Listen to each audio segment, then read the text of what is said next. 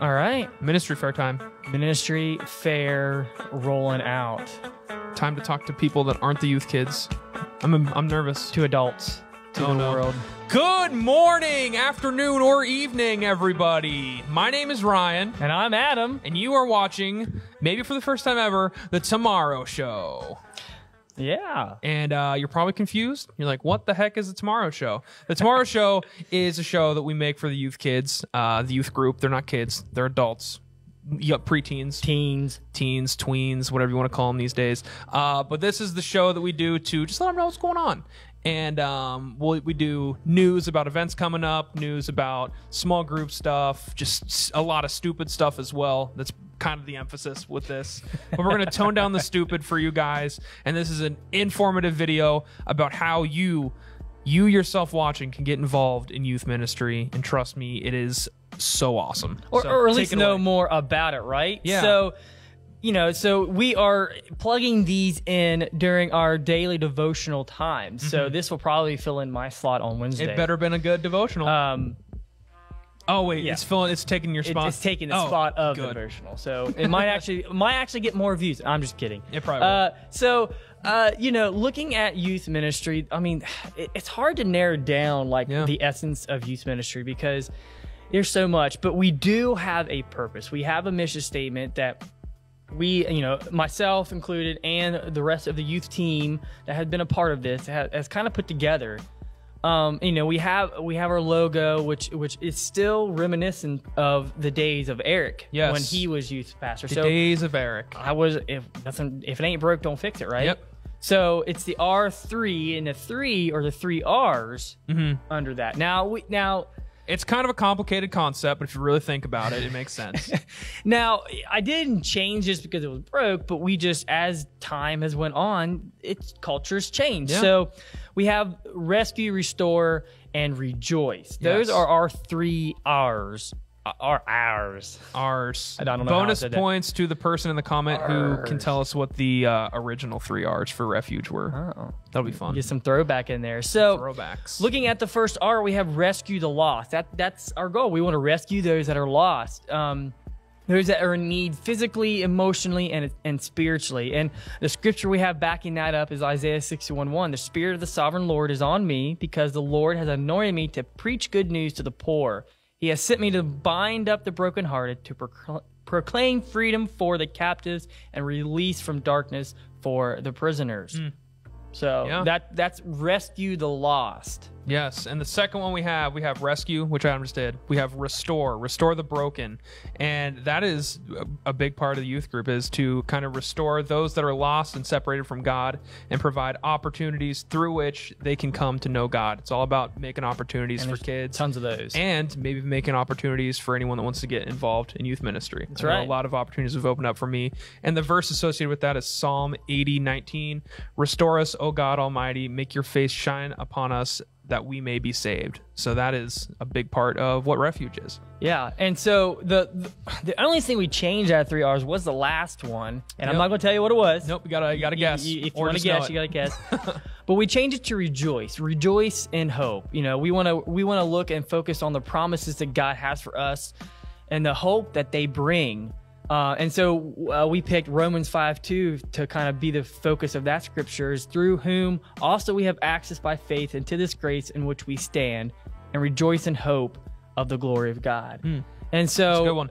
So this is the essence, the mission statement that we try to apply to everything about here in Refuge Youth Ministry. And of course, the word refuge, right? Yep. I mean, that is about where we seek refuge from the world, and we gain insight into God and things like that. And this youth group is almost, as itself, serves as a refuge. It's a nice, safe place for kids to come from wherever and just have a nice, safe place to be themselves and learn about God. That's right. So absolutely. You take it away. I want to preference this. Yes. Because set me up for failure. Never. So, there's been plenty of volunteers and people who have been part of this ministry that really impact the kids' lives. So Ryan is one of those. Not only was he a former youth, but now he is currently a leader. So what what kind of blessings have you came out of being, a leader, Yeah, a volunteer in absolutely. youth ministry? Well, before I get to that, I have to mention just the blessings with being in youth group in general. Because I mean, obviously, I wouldn't be where I am today without have gone through youth group. And youth group is just an awesome place where I learned a lot about God, made some really good relationships, given a lot of opportunities with praise band and stuff like that. And those things evolved into kind of what I do now as a youth leader. And man, there's a lot of blessings with that. Not only being able to make relationships with the teens and talk to them and have them open up to me, also continuing to do worship and stuff with them. Really, if you're interested in youth ministry and helping out with the youth group, there's a lot of opportunities where your gifts can really shine for the teens, which really is what this is all about. Right. Yeah. And the crucial thing to really understand about youth ministry is that even though I am the youth pastor or student pastor, there are still kids that connect better with other leaders than even myself. And I can't take offense to that because, hey, at least they are turning to somebody. They are connecting with somebody that is involved in youth ministry. So that's all the great. All I can do is just open the door and provide and encourage any of those leaders that are there to make sure they have what they need to continue on. Sometimes it takes a special kind of person for a teen to open up to, and that could be you. Oh, yeah. So if you're watching this, get in here. We need you. Yeah, I will share this tidbit in case he's watching. But I remember when Peach, our own very own Peach Venom, what's going on, Peach? Helped out in youth ministry, and I remember him coming to me, and he went down for a retreat or camp or both, I can't remember, to help out, and he was shocked when a teen went up to him and opened up, and he's like, what? What? He just never expected. But for some reason, that student was drawn and connected. Absolutely. And so that's a perfect example, is that you may think that you don't have that to offer, and it intimidates you having these teens come to you. But man, the blessings that comes from that is really crucial. We have a good time. So, thinking about helping on youth ministry, you're looking at things like, what does it really do? How much time is involved? Well, there's kind of like different, you're not set in stone on what you do. It's really how much do you want to invest into these students' lives. You can do as much as you possibly want or, as little, but as long as you're here and you're able to really, pour out into them. And so there's little informational stuff, thing for a chaperone or to actually be a team member. Now, the chaperone is real simple. It's just to help out during events, camps, retreats, and which are some of the best parts. Yeah. So you get to come kind of help out when extra set of eyes or hands might be needed for bigger things. And so that's kind of a really easy thing to do. Of course, the really in-depth thing where you're really more into the students' lives is being a team leader. Yes. And Ryan has had to go through the rigors of that. a lot of training. Not so, really. So currently, we have our Sunday mornings and our Sunday evening services. Now, eventually things might change and we start opening back up and do different things on Wednesdays or whatnot. But currently that's what we're doing. And you can be here at both, or I know a lot of people serve in other areas on Sunday morning, and that's fine too. That's perfectly great. So really coming in there, but it's just really investing enough time to really pour out into these students. And of course, we always, the whole team, we meet together once a month to kind of vision cast and plan and keep up to date on what's currently happening and stuff. So we're all on the same page. And absolutely, we do a lot of leadership stuff with that, leadership trainings and whatnot. So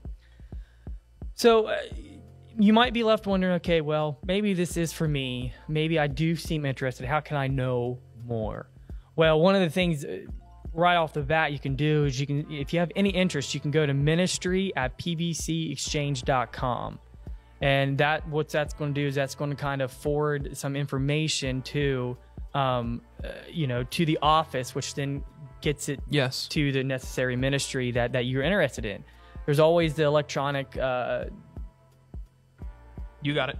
Bulletin. There it is. There's the word. In there's always this thing. If you're showing interested in something, you can always find it on the website. Absolutely. Like you're interested in it. It just forwards through the channels and it gets to me.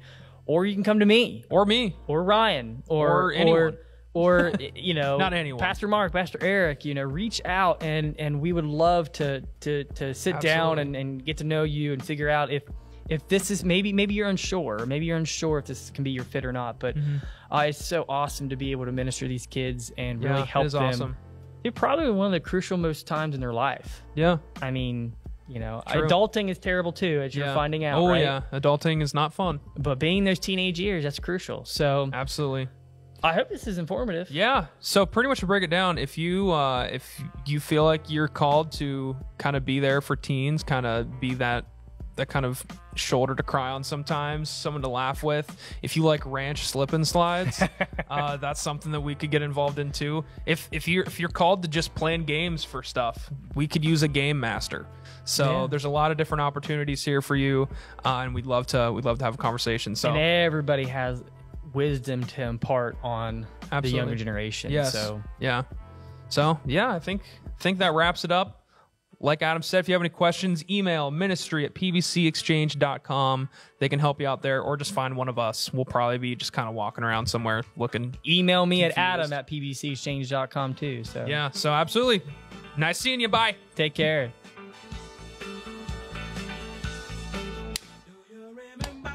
Nailed it. That was a good first. I had to.